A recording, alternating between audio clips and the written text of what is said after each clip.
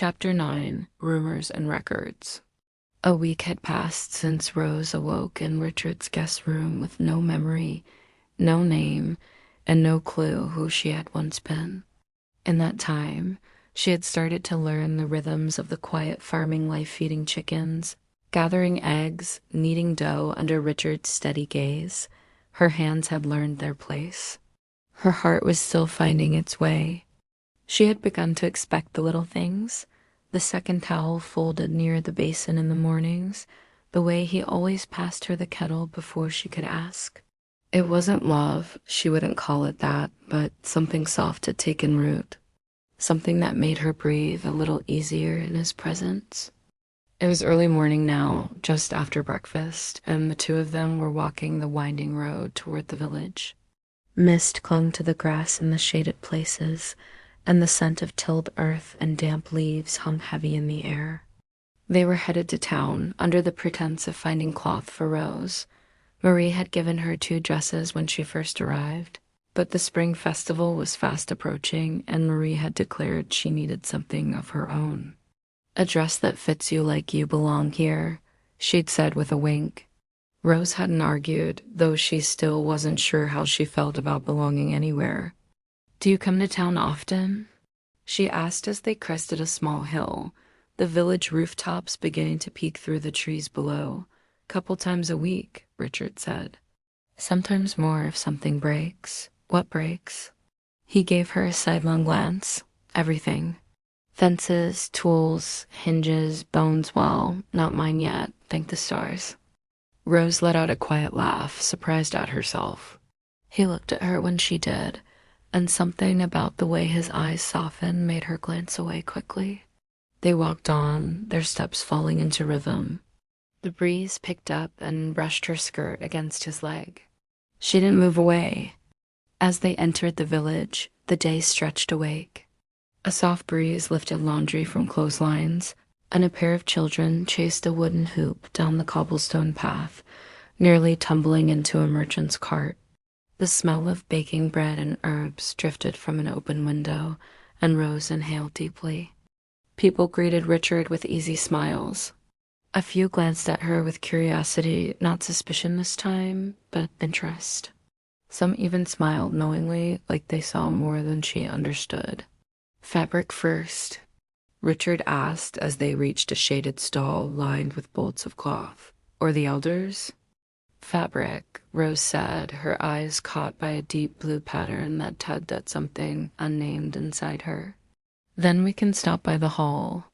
The merchant, a soft-spoken man with leathery skin and keen eyes, helped them choose a length of fabric that matched her eyes. "That one," Richard said, pointing to the blue. "It suits you." Rose felt her cheeks grow warm. He said it like it was fact, not flattery, but something in his voice made her chest tighten. It was dangerous, the way a few words could make her feel seen and want to be seen. What if someone out there had already said them to her once before? They tucked the fabric into a satchel and walked on. "Do you think the elders will have news?" she asked. He hesitated. "I doubt it, but it can't hurt to ask." The elder hall stood unchanged stone, silent and shadowed.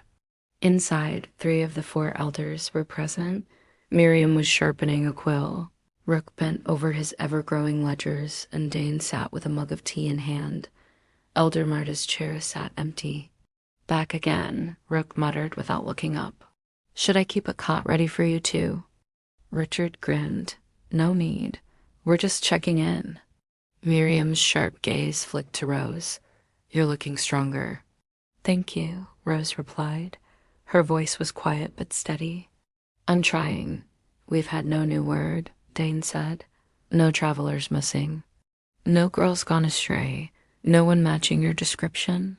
Miriam added, "Even a courier from Neeson read the notice we posted. He hadn't heard a word." "So, nothing," Rose said. The emptiness of it caught her off guard. She had wanted news. She had dreaded it too. But now that it hadn't come, the silence was its own weight. A strange part of her wondered if maybe no one was looking. "It's not uncommon," Rook said. especially near the forest. People disappear all the time out there. Richard gave him a look, but Rose only nodded. I just hope someone would miss me, she said softly. Dane, unexpectedly gentle, said, sometimes it's the ones you find after the fall that matter most. There was a pause. Rose glanced at Richard, but he was staring at the ground, jaw tight. She almost reached for his hand, but didn't. They left the hall in silence, the village now bustling with midday sounds. Blacksmith hammers rang down the lane, and the scent of roasting meat wafted from a food cart. Rose clutched the satchel of cloth against her side like a shield. Thank you, she said, finally breaking the quiet. For what? For letting me ask again. He looked at her. I'd walk you to the edge of the world for an answer, Rose. She blinked. Something about the way he said it, so simple, without expectation, hit deeper than she expected. She should have answered. She should have smiled or teased him. But instead she just walked on, heart aching with a strange, silent gratitude and a fear she couldn't name. As they turned toward home, their arms brushed. She didn't pull away, neither did he. Something had shifted, not loudly, not boldly, but enough. The mystery of her past still frightened her, but it no longer defined her. What was growing between them wasn't built on memory. It was built on kindness and steadiness, and the moments when silence said more than words ever could. And maybe, just maybe, that could be enough.